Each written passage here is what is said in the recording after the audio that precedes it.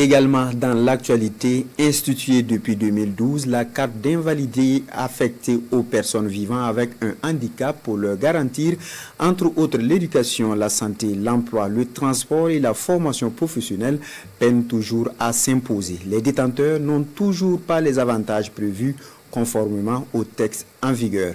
Sur les raisons, les explications de Bitipi Naon, Drissa Traoré et Kaduro Menki. Instituée en 2012 par la loi 012 portant protection et promotion des droits des personnes handicapées, la carte d'invalidité confère quelques facilités à ses détenteurs suivant les décrets d'application en la matière. Le premier décret qui porte sur les mesures sociales en matière de santé et d'éducation à l'endroit des personnes handicapées. Et le décret, ça porte sur la formation professionnelle, l'emploi et le transport.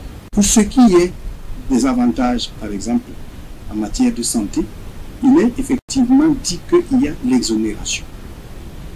Et il est encore précisé que pour la personne handicapée détentrice de la carte d'invalidité, si cette personne-là est en plus indigente, donc détentrice d'un certificat d'indigence, il est systématiquement procédé à la gratuité des soins et services de santé en sa faveur.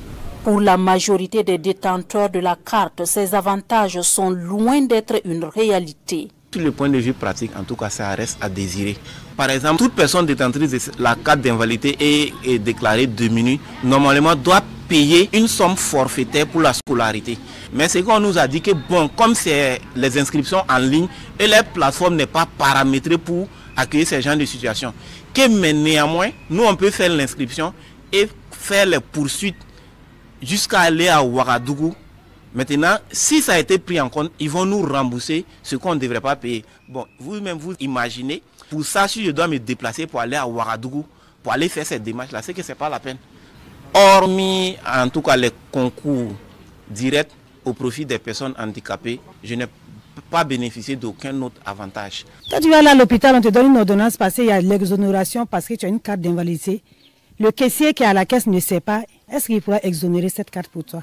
Nous ne jouissons pas vraiment de cette carte. Cette situation n'est pas du goût des organisations de personnes handicapées qui n'ont de cesse de militer pour des politiques sensibles à la situation du handicap. Quand nous voyons les combats que nous avons menés depuis lors jusqu'à aujourd'hui et quand nous essayons de voir la situation, vraiment on est peiné. Souvent on se pose des questions. En réalité, on ne parle plus davantage lorsque c'est devenu la loi. Donc c'est devenu un droit. C'est un droit. Donc on va travailler à ce que ces droits soient respectés. Surtout, la plus grande difficulté se trouve au niveau de la santé. L'éducation, ça commence à aller au niveau primaire. Mais secondaire, universitaire, bon, ça va, mais il y a beaucoup encore à faire. Du côté du département en charge de l'action humanitaire, l'on appelle à plus de compréhension et de résilience. La question du handicap étant transversale, il va de soi que la mise en application de ces textes-là suit vraiment les ressources également qu'un département ministériel devrait avoir pour pouvoir accompagner. Donc du coup, les limites de l'applicabilité des avantages que la carte d'invalidité doit accorder aux personnes handicapées tiennent sur deux plans. Le premier plan, c'est surtout le plan de la méconnaissance effective des dispositions de la loi et des décrets d'application y afférentes. Et le second plan, c'est surtout l'absence de ressources conséquentes allouées pour permettre l'accompagnement des personnes handicapées à travers les avantages dévolus par la loi 012. La loi 012 portant protection et promotion des droits des personnes handicapées au Burkina Faso date du 1er avril 2010. Elle est inspirée de la Convention internationale relative aux droits des personnes handicapées du 13 décembre 2006, ratifiée par le Burkina Faso en juillet 2009.